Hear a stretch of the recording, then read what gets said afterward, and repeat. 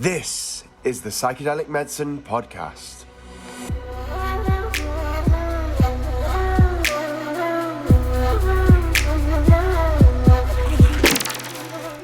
Hello and welcome to the next episode of the Psychedelic Medicine Podcast.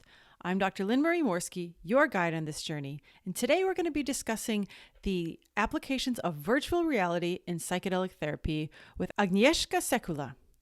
Agnieszka is a researcher at Swinburne University and a co-founder of Enosis Therapeutics. Her research focuses on investigating therapeutic mechanisms in psychedelic treatment that can be strengthened through experience design and translating findings of this research into real-life application by developing virtual reality scenarios. She recently conducted the world's first ever case study with the use of VR and psychedelics. Now, before we get to Agnieszka, just a reminder that the Psychedelic Medicine Podcast is for educational and informational purposes only. Nothing here is to be construed as medical or legal advice. And a reminder, if you are a clinician interested in learning more about psychedelics, please head on over to psychedelicmedicineassociation.org, where you can join the association. It is our mission in life to educate all frontline healthcare providers, from acupuncturists to Reiki practitioners to therapists and counselors and doctors and nurses, about these medicines and how to discuss them with patients. Again, that is psychedelicmedicineassociation.org.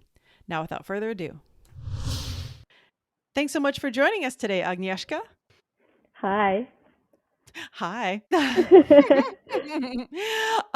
I had the pleasure of meeting you at Wonderland in Miami a few weeks ago, and there are a number of times that I've looked into VR, and very interesting to see the different rationales as to when and where and why one might want to use virtual reality applications in psychedelic therapy. So I figured we'd start off by talking about some of the overall reasons that you guys have been investigating this in the first place. Yeah. So, well, first of all, I think I need to clarify that VR became this catchphrase for a lot of things, and what we need to make clear is that VR in itself is just it's just a tool. It's a method of delivery, but in itself, it's not the active ingredient. So whenever we speak about VR, we think about the way of delivering the content, and the content is that active ingredient. So if you think about, ketamine, whether you deliver it with IV or IM, that's how I would compare it to the VR being that method of delivery. But the content itself actually determines what VR is. So when we speak about VR, we really need to kind of consider what is the content that we are speaking about. Because if we are delivering something that is very stimulating, something that is supposed to be replicating, for example, the psychedelic experience, then we're speaking about something very different than, for example, a therapeutic tool that is supposed to be sort of mindfulness provoking or relaxing, right? So there's as many type of contents there are as many reasons for using virtual reality in therapy, and that also relates to psychedelic therapy as well. And sort of the reason why we looked at virtual reality in relation to psychedelics was predominantly because we feel that the way we've started to introduce psychedelic treatments into clinical settings has departed quite significantly from how traditional methods have been using them. And that is to say that we have tried to fit in a treatment that is very much an altered state of consciousness based, and a very experience-based, emotional, embodied type of treatment into frameworks that are more cognitive and analytical, which talk therapy is. So talk therapy has been developed for normal consciousness, and so it is based on very different mechanisms than an altered state of consciousness is.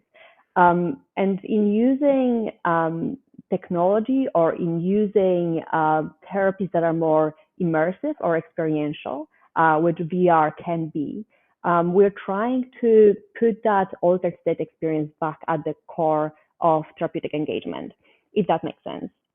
So thank you so much for clarifying that. I think first it was great to clarify that this is a tool, and definitely what you deliver through this tool can vary vastly. And that does increase the amount of different applications. And so let's dive into the different applications and where the kinds of experiences you can create through the tool of virtual technology, where they can be useful in a therapeutic experience. So you and some colleagues put out a paper about this, and some of the things that you discussed were these features of virtual reality that were relevant to psychedelics. And the first one that you discussed was relaxation. Can you talk a little bit about how that aspect of VR can be applicable?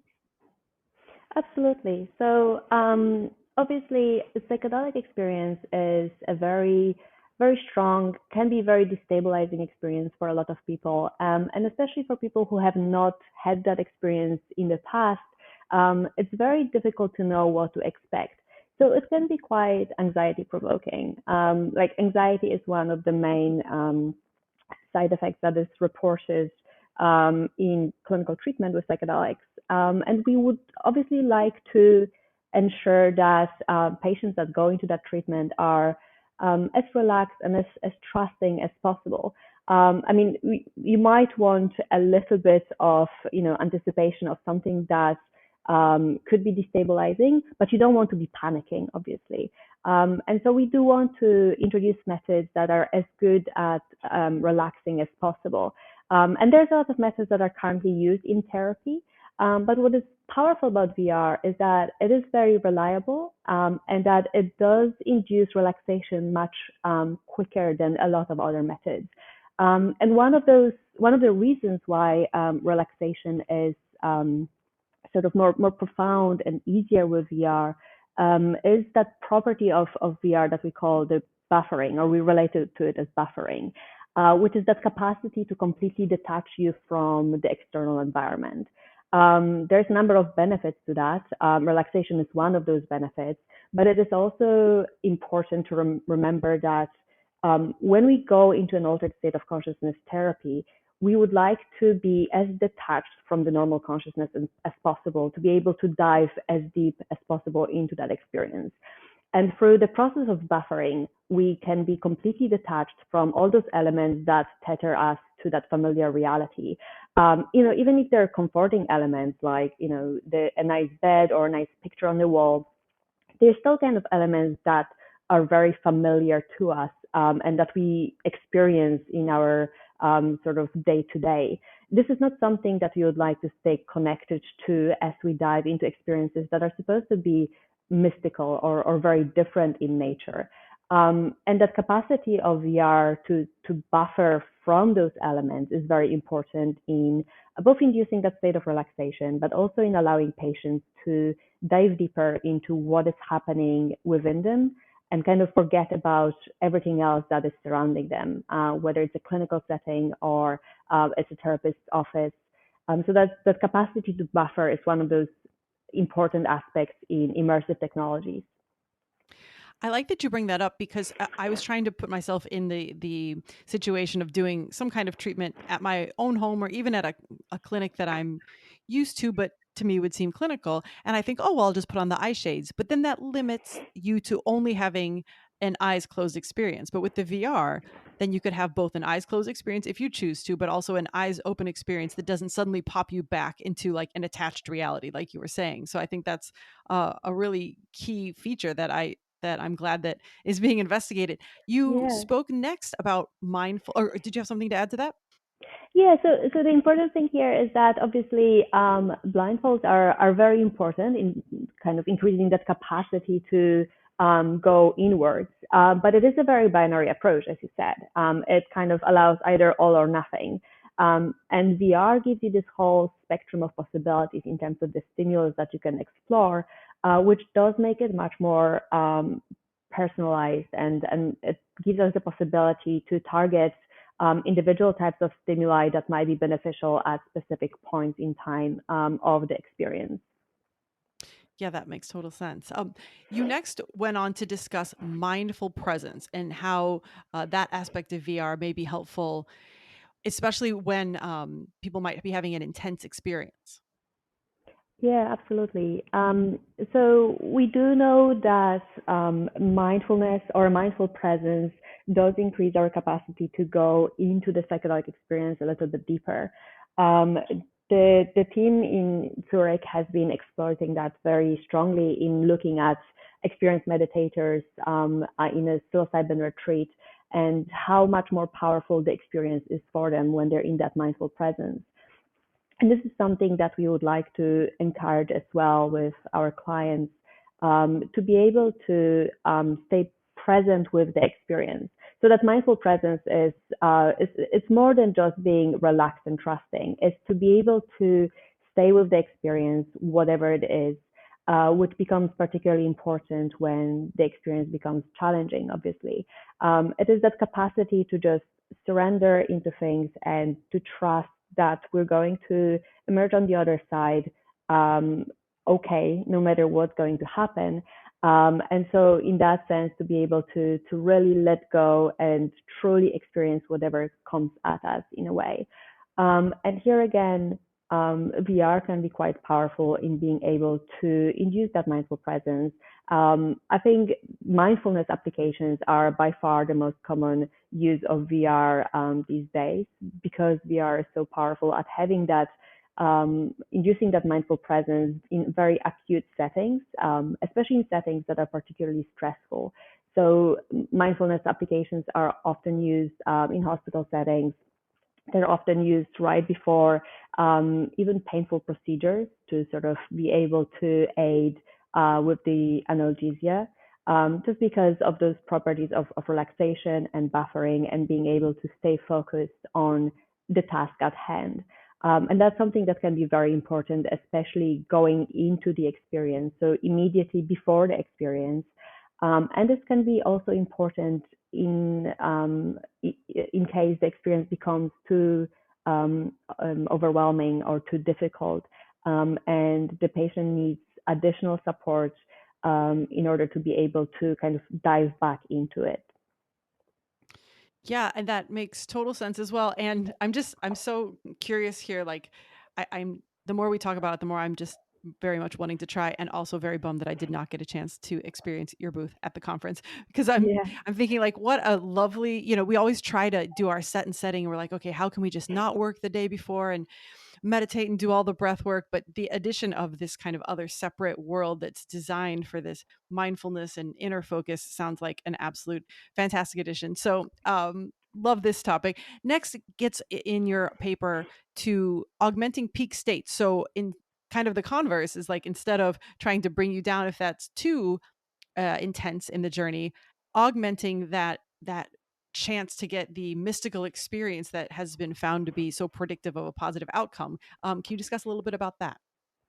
Yeah, so we know that combining different state altering methods might be able to lead to a more augmented effect in producing a more sort of complete mystical experience.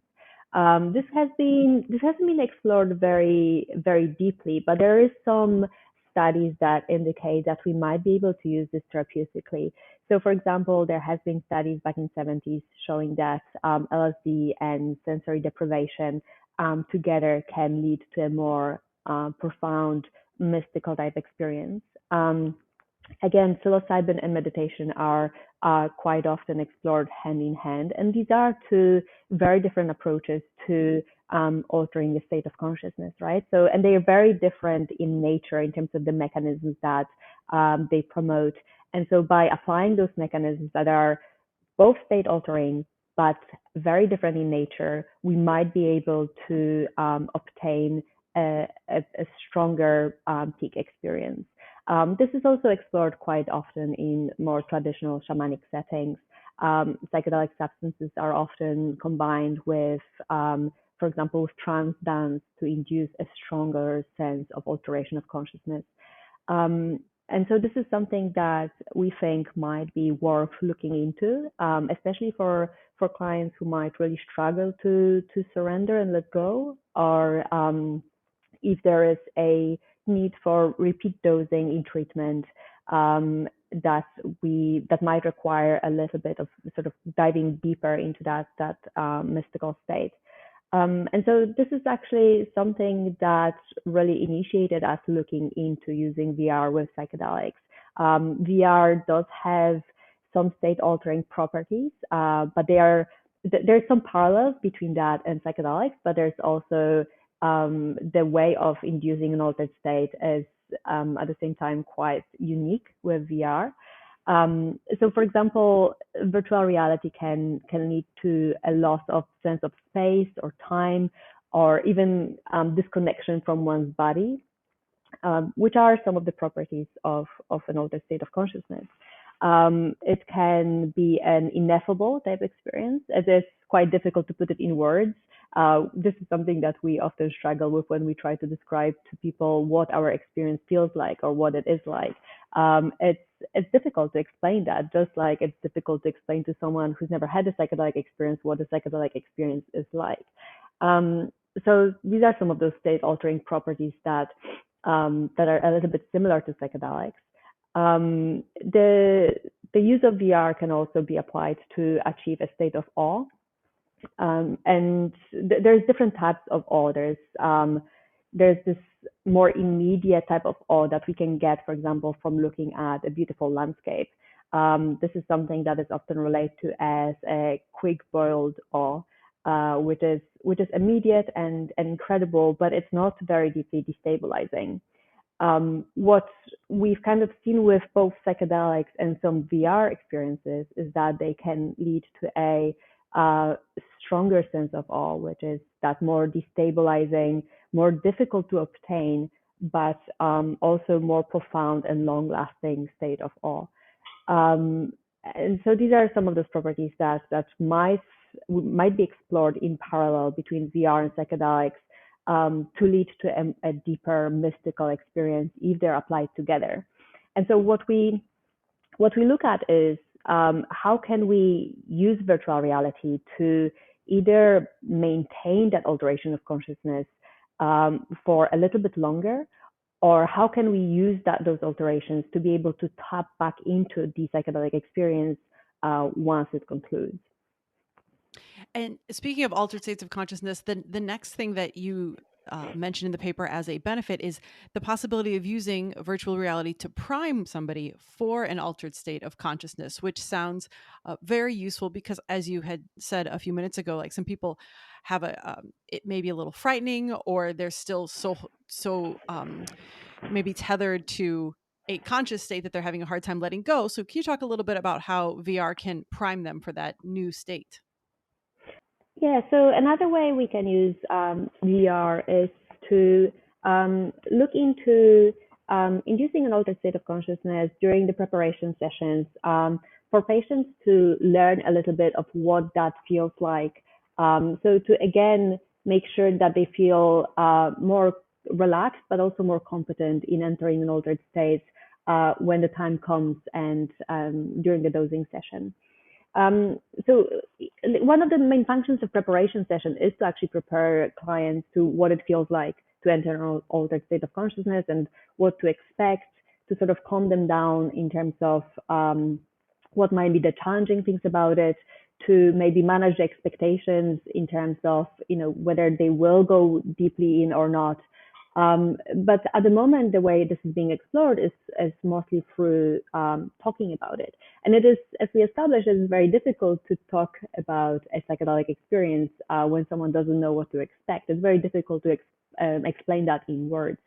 So the best way to prepare someone for what an altered state experience feels like is by actually experiencing an altered state.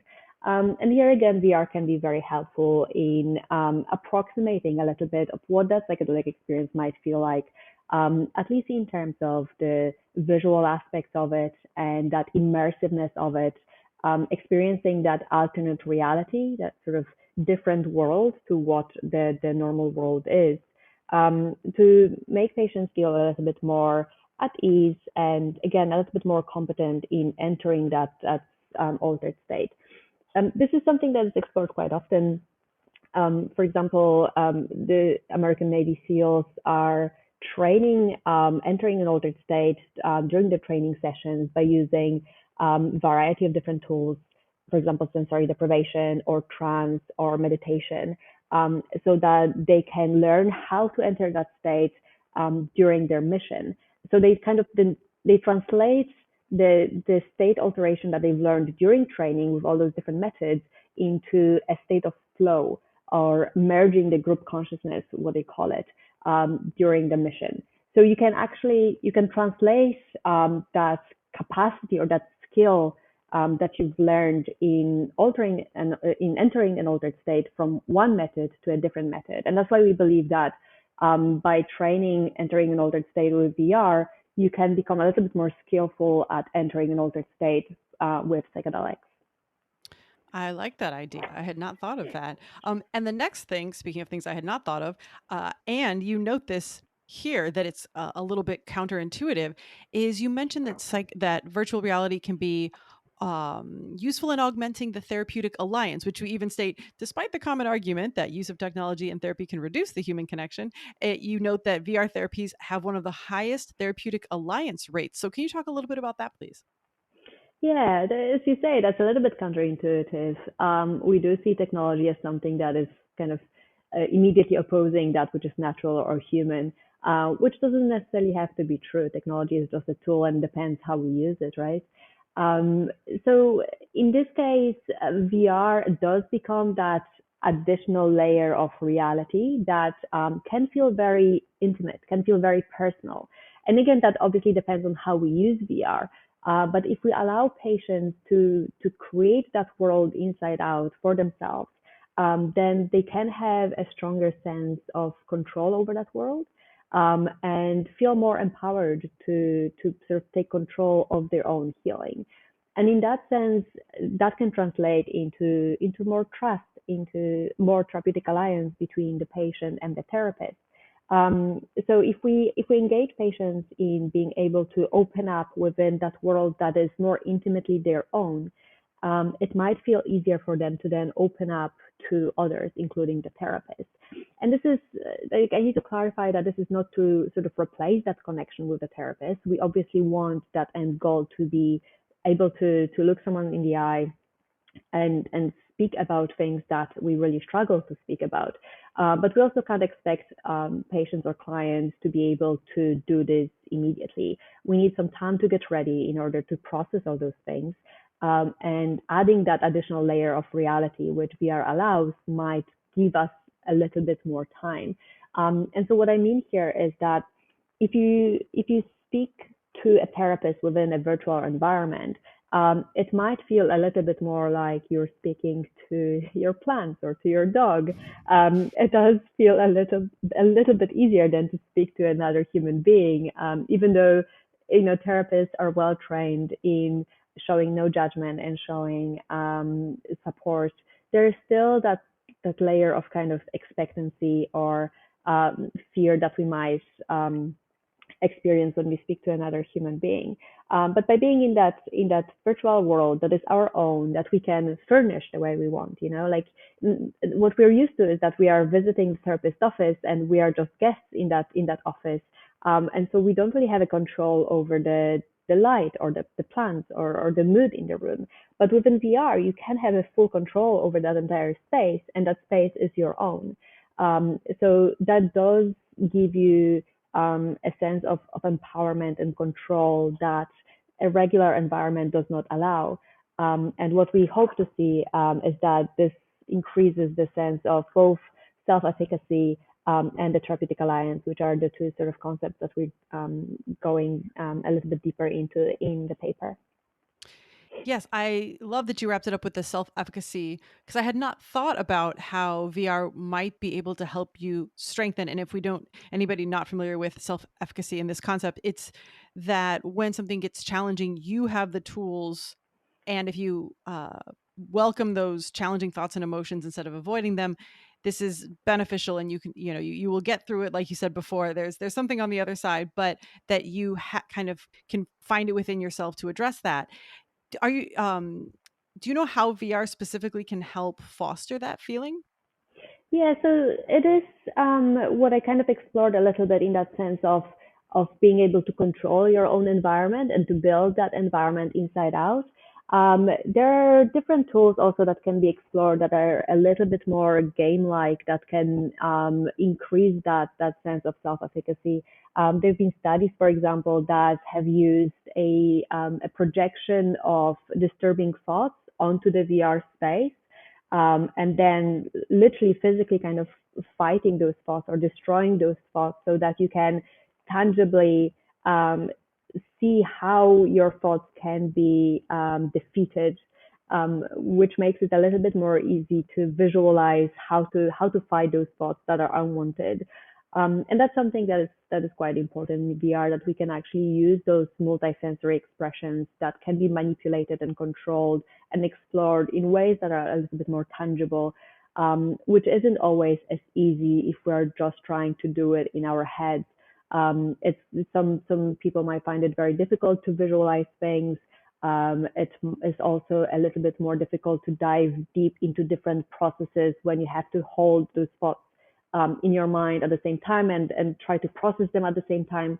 But by the virtue of projecting them onto the VR space, you're kind of freeing up your mind a little bit to be able to focus on the healing process rather than on just holding onto that thought. Very interesting. Well, now that we've wrapped up that series of characteristics of how virtual reality may be helpful, the paper goes into these 4 different models or 4 different categories of ways to incorporate VR into psychedelic assisted psychotherapy. And the first one you mentioned was expansion. Yeah, so that is probably the most important aspect of VR that we are looking at. And this does relate to a little bit of everything that I've just said. It's kind of summarizing this capacity of VR to be able to deepen the alteration of consciousness and to be able to put that alteration of consciousness at the core of the therapeutic engagement. And it's doing so by starting from preparing for an altered state of consciousness during the preparation phase, then diving into a mindful presence and a relaxed state of mind during the dosing session, and then to be able to augment the peak state and expand that peak state by being able to kind of continue the alteration of consciousness all the way through the integration sessions. And this is something that we're very passionate about, looking at how those experiential, emotional, embodied moments in therapy can be prioritized in psychedelic treatment. And we believe that by using VR and using experience design more broadly, we can put that altered state of consciousness at the center of therapeutic engagement. The way we are looking at it is that virtual reality can be used as a mind map, essentially, of the psychedelic experience. So what we are working with is a model that is built by the patient themselves during their psychedelic experience or at the very end of their psychedelic experience, where they're expressing anything that came up during that experience onto the VR space. So VR is used as a multisensory canvas where the patient is building the model of their psychedelic experience so that they can store it for themselves and return to it later. And the importance of it is that while the psychedelic experience can feel very profound at the time, a lot of it is forgotten quite quickly. And the key role of the integration process is to be able to remember as much of it as possible and then to integrate it into the daily life.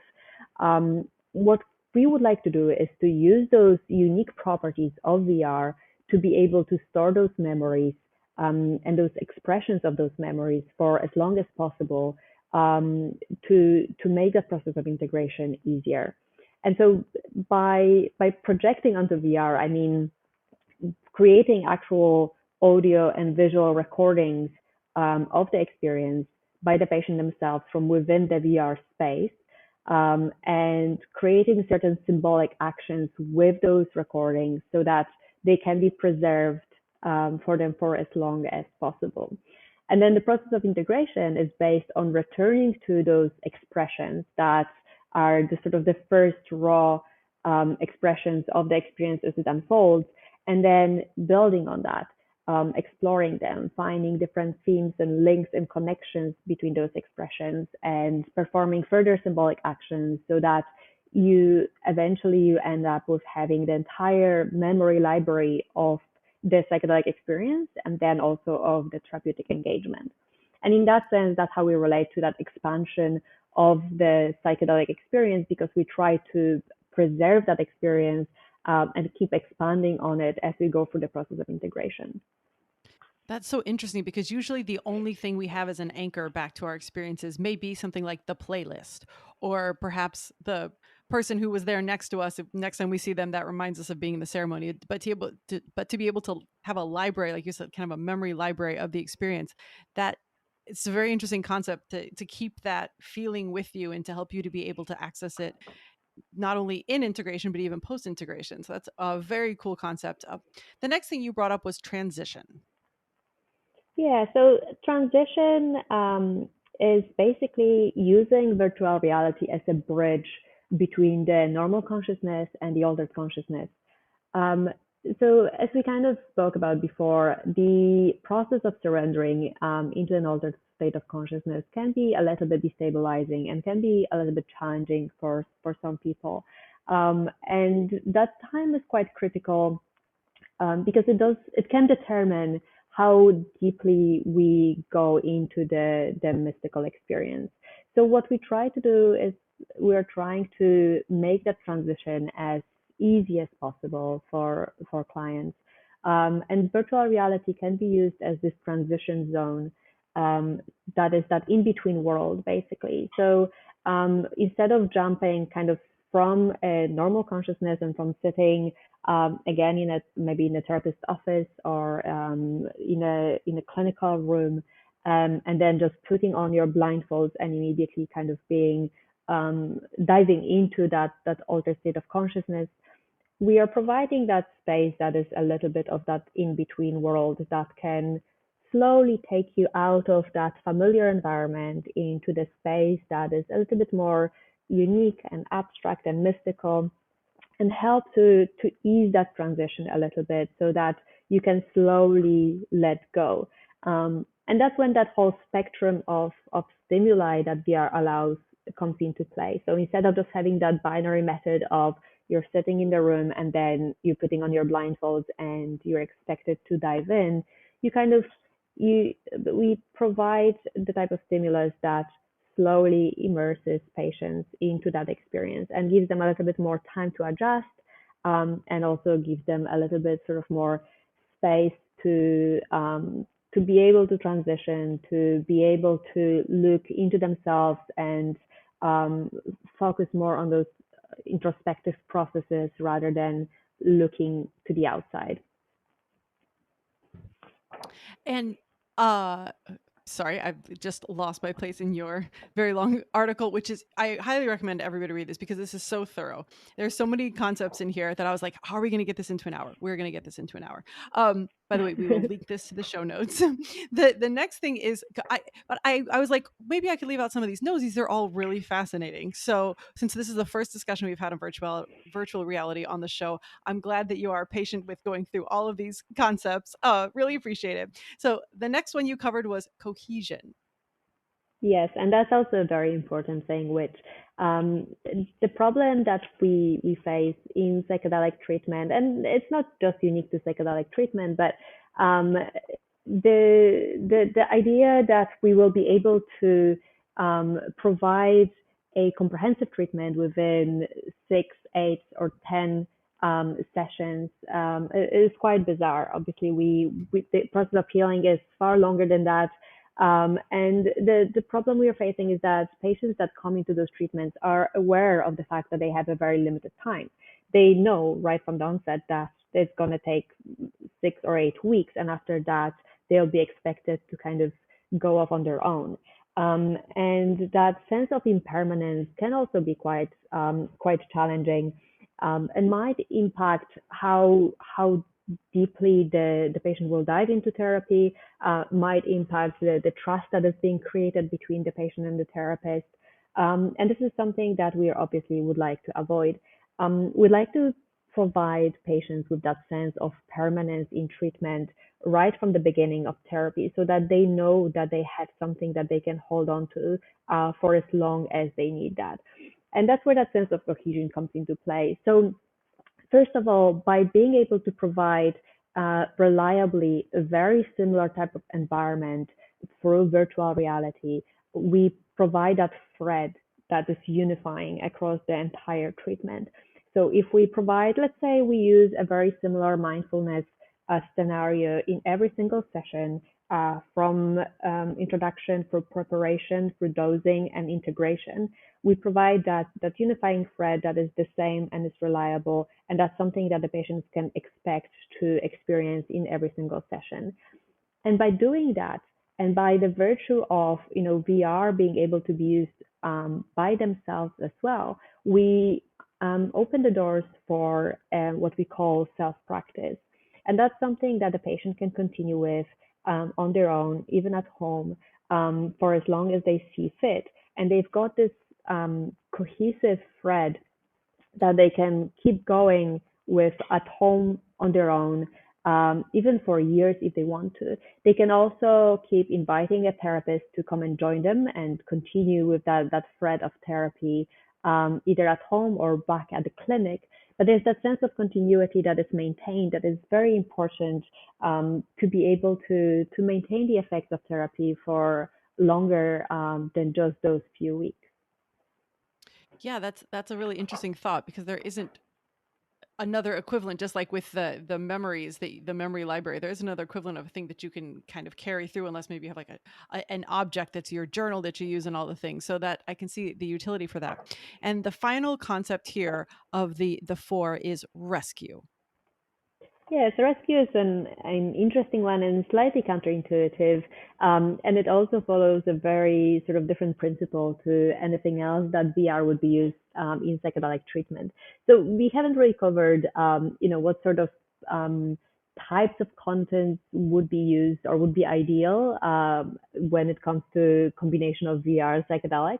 But just very briefly, most of the contents that we encourage to be used are quite subtle, quite abstract, quite simple, something that is not related to the familiar reality, but also something that is absolutely not too overwhelming or overstimulating.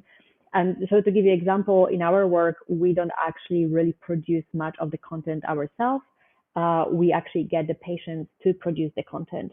So what we create in VR is very minimalistic, and we only provide the tools for the patient to create the content by themselves. So again, it's very subtle, and it's something that is not supposed to interfere in any way, either with the psychedelic experience or with the therapy process at all. It's just there to hold space and provide additional framework or additional tools for the therapist and the patients to use. Rescue, on the other hand, is a little bit different. So rescue is something that we look at when the patient is going through a psychedelic experience that becomes overly destabilizing, so overly challenging. Obviously, we don't want to discourage challenging experiences because they can be very profound and very healing. But there is a point in time when they're no longer serving the patient. And this is often a very difficult call for the therapist to provide something, usually a drug that will be able to put an end to the psychedelic experience. And that's a difficult call because that means that the session can be disrupted. That means that the session can be no longer of use to the patient. So very often it is a difficult decision on behalf of the therapist to provide that substance. So what we're looking at is an alternative method that could be helpful in putting an end to the challenging experience that wouldn't be detrimental to the rest of the session. And so what we see is that there might be a potential of using VR as what we call a digital diazepam. So something that puts a stop to an experience, but it's very transient. So when you put a VR headset on, with content that is quite deeply engaging, and it's engaging both mentally and physically, which is a fairly standard game environment. That's something that really directs your attentional resources to that game. It engages you, it immerses you and engages you in that interaction. And that can distract from the experience that you're going through internally, which is obviously not something that we want to do in most cases of a psychedelic experience. But if there is something that is actually detrimental, for example, if you're stuck in a loop that you really can't get out of, and there is absolutely no benefit for you to keep being stuck in that loop, then you might want to put a break. And that break can be created by that immersive, interactive VR environment where you're kind of being distracted from that experience completely for a few minutes. You play that game, and then when you take off the VR headset, you're back to going through a psychedelic experience. And hopefully, if that game was engaging enough and calming enough, then you would be kind of starting on a slightly different trajectory in your psychedelic journey. I've got to say, digital diazepam is one of my favorite new phrases. For anybody who doesn't know what diazepam is, that's Valium. So I like I like your concept of digital diazepam. That's brilliant. Now we're getting into what I thought was a very interesting part, which is where you discuss the limitations and guidelines for safety. So the first thing that you bring up, I think, is probably the first thing a lot of us would think of, and that is the possibility of overstimulation. Yeah, absolutely. That is a very important thing to consider when we create the content that is to be provided for a VR headset. Um, Overstimulation, it doesn't even require a very strong stimulus for someone to feel overstimulated. It can be a very personal thing, and this is something that really needs to be considered when we are developing scenarios, especially given that most of the time VR is considered for its capacity to replicate the psychedelic experience. So a lot of content that is created is very psychedelic-like, which is very, very stimulating, very rapidly changing visuals that are very colorful, very bright, and very engaging, but can be quite sort of quite difficult and quite overwhelming for some clients. And that's something that obviously I hope would never actually be used together with a psychedelic substance, but it can be used in the preparation or integration sessions.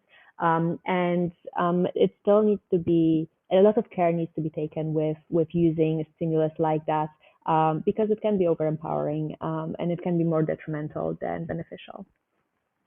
Yeah, and sort of along that same line, the next thing you mentioned is accidental exposure. So something that may not have seemed like an overstimulation or a trigger may accidentally be a trigger to somebody's specific trauma, correct?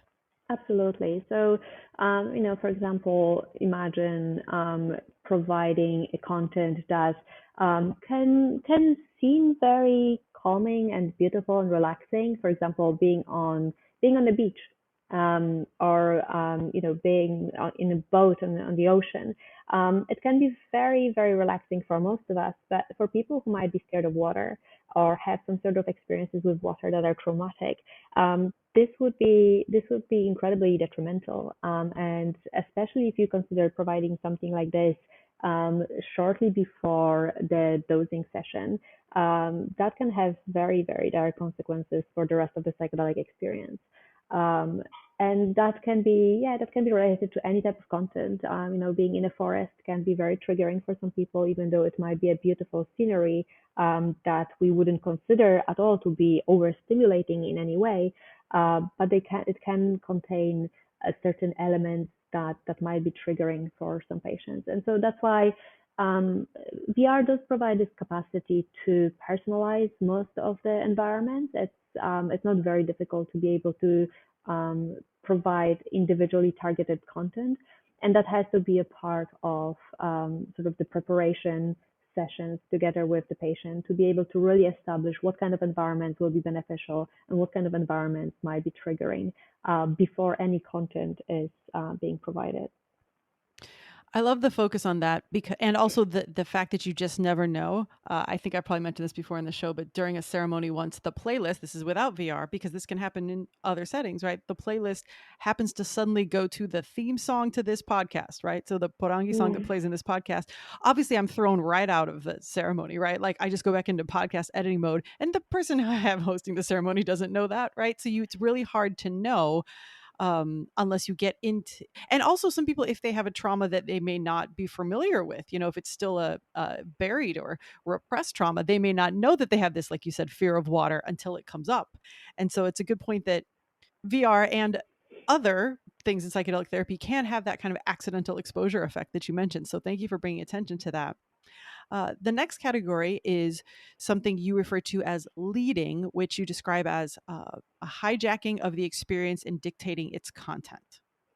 Absolutely. And I think that's something that most people, when they hear VR, are worried about, and rightfully so. Um, Virtual reality content can be very powerful, very immersive, and so it can determine where we put our attention to, and what is the what our thoughts and emotions would be like. So especially if we want to use it shortly before the dosing session, there has to be a lot of care around what kind of content is being provided. I would probably advise avoiding using virtual reality shortly before dosing session unless the scenarios are very well researched, because it is a very dangerous time to provide anything that would be leading the content of the psychedelic experience. Um, Having said that, though, music is also very leading, obviously, and music is creating a journey that we follow on our psychedelic experience. And there is different schools of thought. Some think that we shouldn't be using any stimulus, including music, at the very beginning to allow the mind to kind of free float into whatever it needs to go, and only then provide music once we sort of got into that peak state. And there are some people that believe that that journey is the most important power of healing, and so we should be leading the experience in some way because free floating might not be as beneficial, right? So it really does depend. Like, again, VR is just a tool, and it is up to the therapist to decide how they're going to use it, whether they're going to lead or guide the journey in any way or not. But overall, there has to be a lot of care given to the content that is being created, because it can be very strongly guiding, and so that it might be best to avoid any references to things that are very, very familiar. And here again, the content that is a little bit more abstract and a little bit more mystical, perhaps, might be safer, because it will be less triggering in terms of even the positive triggers, but it will be less sort of reminding the patients or clients of what they're familiar with, and it would be more easy to use that content to engage in something that is detached from that familiar reality. Yeah, that makes sense. And it's slightly related to the next thing that you bring up, which is distraction. Whereas, you said you don't want, like in the last thing we were talking about, leading, you also don't want to distract somebody so much with the visuals that they don't go internally, correct? Absolutely, yeah. So distraction and leading are slightly similar concepts. Distraction is more related to sort of being distracted from that internal processes and being sort of overly looking into that external content that can be very engaging, can be very immersive. And we shouldn't allow the VR to play, a pivotal role in that experience. The VR should be playing a supportive role, and should be providing a little bit of a framework whenever it's necessary, rather than just be a container of the entire experience and so distract from that experience. And that's goes very deeply into kind of philosophy of how we're using VR. Are we creating incredible VR content and then trying to find a way of using it with the psychedelic experience, or are we looking at very specific gaps within the psychedelic framework that might need to be addressed with different tools than we have available at the moment? Which is something that we're looking at, and this is how we kind of arrived at using virtual reality as that anchoring process that I described earlier on, because that was a specific gap that we identified, and this is something where we believe that VR could be useful for. Using VR just as a beautiful content, or beautiful even like contextual design for the entire experience might not be beneficial, because it might work more as a distraction than as something that supports the journey. Yeah, that makes sense. The last thing here in this category of things to be on the lookout for is cyber sickness and physical discomfort.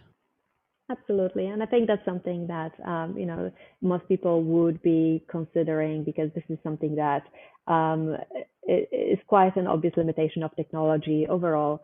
Um, Cyber sickness is not something that is induced often with VR, but it can be induced with VR. And so again, that comes down to how we design the content, how we design the movement with VR, and there's a lot of care needs to be taken around those components of the VR scenario. And physical discomfort is obviously something that is very important, especially during the dosing session. Again, we are using our VR scenario at the end of dosing, so patients can be quite exhausted from that dosing session. There is already a lot of sort of physical maybe pain sometimes. There is the temperature rises and drops uncontrollably. So adding on a VR headset might be quite an uncomfortable thing. So there has to be a lot of care in terms of designing the physical space as well, and not just the content of the VR. So looking into how the patient is sitting up or lying down, how the VR headset is mounted on them so that it's as comfortable as possible, whether there's supportive pillows around them, and all those kind of parts that are more part of the sort of physical design of the physical environment that has in a way has nothing to do with the design of VR, but it is an extension of VR. So it has to be taken care of as well. And that's where the whole experience design comes into play. So for us, the virtual reality is just one of the tools that we use as an expression of experience design. But the experience design of the psychedelic treatment is the totality of the experience from the moment of the patient walking into the clinic up until even years later of what happens after the therapy concludes. I love that view of it, that it's not just the isolation. This is could be a years long process, especially like you said, if you have the means of bringing that library of memories through with you, it can be a much longer experience than just the dosing day. Agnieszka, as we wrap up here, can you talk a little bit about, after this paper, what areas of research would you like to see worked on? What areas of research are you and your team working on? I would love to hear where you've gone from here. We are just at the beginning of exploring the use of immersive technologies for psychedelic treatment. So there's plenty to be explored there. We are looking deeper into using our anchoring VR mechanism and using it to anchor the psychedelic experiences to be used in the integration process. We're looking at both sort of psychological anchors and emotional anchors of the experience, and looking at whether we can use VR to re-evoke similar state of mind during the integration process, so that we can dive very deeply into what the psychedelic experience was like, what kind of sort of symbolism emerged during that experience. And so this is something that we're exploring in our own work and starting to run trials with psilocybin and with ketamine to look into that power of immersive technologies to act as anchors. I would absolutely love to see other types of content being created as well, and looking into maybe exploring some of those other properties of VR that we haven't had the time yet ourselves to dive into, especially when it comes to sort of the capacity maybe to surrender to the experience and to use VR as that transition zone in between the normal consciousness and altered consciousness, and then from the altered consciousness back to the normal consciousness, to act as that in between world. But as I said, I think for me the most important thing is to start looking at psychedelic treatment as an experience in its totality, and to look at a little bit more deep into design principles that could be used to maximize that experience of the patient, of the client, throughout the entire treatment, so that we don't treat it as something that is in a silo, that's something that just exists by itself for a few weeks, but the experience design of treatment means the experience design of the entire healing process that can last a lifetime. I love that. Well, thank you for your focus on that and for all your work that you've put in so far. Where can people find out more about you and the work that you're doing? You can go to our website, which is enosistherapeutics.com, or you can find us on LinkedIn. So you can search for my name, Agnieszka Sekula, or my co-founder's name, Dr. Prash Pushpanathan, and you can find anything there. We will put all of that in the show notes. But I can spell out Enosis for you, Enosis, if you're looking for that in the meantime. Agnieszka, thank you so much for coming on and for sharing with us today. Thank you. Take care. Thanks so much for listening to the Psychedelic Medicine Podcast. If you enjoyed what you heard, please leave a rating or review as it helps others find the show. And if you'd like to learn more, you can find the show notes at plantmedicine.org/podcast, and there's information for clinicians at psychedelicmedicineassociation.org. Our incredible music was by the one and only Porangi. We'll see you next time.